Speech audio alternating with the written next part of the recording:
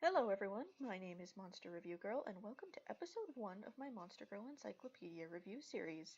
In this episode I'm going to be discussing the world and lore of Kenku Cross's Monster Girl Encyclopedia series. The unnamed world of the encyclopedias, or the Encyclopediaverse as I like to call it, at first blush appears to be your typical fantasy anime world. A demon lord who controls the monsters, a divine order meant to oppose the monsters with god-touched heroes, magic thick on the ground, adventuring actually a valid career choice, and it was exactly like that for thousands of years. Monsters running rampant when human numbers got too big, and heroes rising up to kill the demon lord, and an untold number of monsters along the way, and set things right again. Until 3 or 4 centuries ago when somebody got tired of that. An unnamed hero, the chosen hero, hand-picked by the folks upstairs to kill the demon lord, found out that this was a seemingly endless cycle and set out to find a way to stop it. Along the way, he recruited a monster sympathetic to his cause, a succubus named Lilith. She soon came to share his desire to end the cycle, the two falling in love and marrying. This profound love that she felt for her husband gave her an idea, a way to end the cycle. This idea and the actions she took to see it a reality worked, thanks to a chain reaction of coincidences and odds-defying factors. Succubi get more powerful the more often they bed a man, as if that weren't already obvious. Lilith's power was skyrocketing due to this fact stacking with the fact that she was married and had a man within easy distance at all times. She somehow managed to get the support of a good amount of monsters and gained the title of Demon Lord by both combat and by acclamation. So basically, not only did she beat this guy up, but she also got the other monsters to say, okay, you're the boss lady now. Cool. She then took advantage of her new connection to all the monsters by filling them with all the energy she'd accumulated over her adventures, causing their minds, bodies, and hearts to transform. It wasn't perfect, monsters still wanted to attack humanity, it just became a different kind of attacking. Understandably, the newest incarnation of the chief deity was not happy with this change to the laws of creation, and went down to deal with this personally, and summarily got curb-stomped by the new demon lord and her husband, who had by this time become an incubus as well as the chosen hero. So as a result, he had powers from both the light and dark sides of this equation on his side. Licking her wounds up in heaven, the chief goddess decided to do what she did best: make chosen heroes and have them deal with it. Almost immediately, flaws in Lilith's plan became apparent. Monsters, instead of birthing both monsters and incubi that would allow the two species to be united, only birthed more monsters. This, if left unchecked, would cause both species to go extinct. As a result, the demon lord and her husband are working around the clock to gather enough energy to fix it. And that's how it's been for the past 3 or 4 centuries. Various gods have either taken a neutral stance or come out in favor of the monsters. In immediate history, things have gone very badly for the Order. Poseidon has come out in support of the new demon lord, making sea travel for Order ships very difficult, if not impossible. The Lilimadruella turned the Order's powerhouse nation Lescaete into a demon realm. If you want, I can do a video on how and why Lescaete fell as easily as it did. Seriously, the place fell in about a day. The Elementalists have transformed the dying nation of Polove as well, and heroes just aren't as effective as they used to be. No surprises on that last one. I mean, you can train a teenage boy to fight and kill all you want, but he's probably going to hesitate when a monster looks like this. Or this.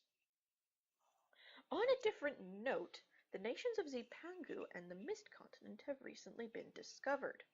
Zipangu? Okay, I'm going to be blunt here. Zipangu is a fantasy reskin of ancient Japan. The wiki even calls it a land of kimonos, shrine maidens, ninjas, and sake, for crying out loud. The local monsters, called yokai, are dramatically different from monsters on the primary continent. They are very non-aggressive save for the Ushi-Oni, Obukade, and the night-faced Jorogumo, courting humans the same way another human would, integrating into society to the point where humans see no difference between their monster neighbors and their human ones. More powerful monsters like nine-tailed Inari and the Ryu can even be worshipped as gods due to the local belief that the divine is in all things. They were briefly in conflict with the Mist Continent, but the invading force was neutralized by the united efforts of man and monster. Speaking of the Mist Continent, we don't actually know a lot about the monsters that inhabit it. The author of the Encyclopedia's In-World only knows anything about it besides its existence due to meeting a monster from there and picking her brain on the subject. It's near impossible, apparently, to find the Mist Continent without either having been there or having a local guide. Everything about the Mist Continent is stated to be over the top and extravagant. Architecture, clothing, even the mountains that have apparently kept out the Order entirely.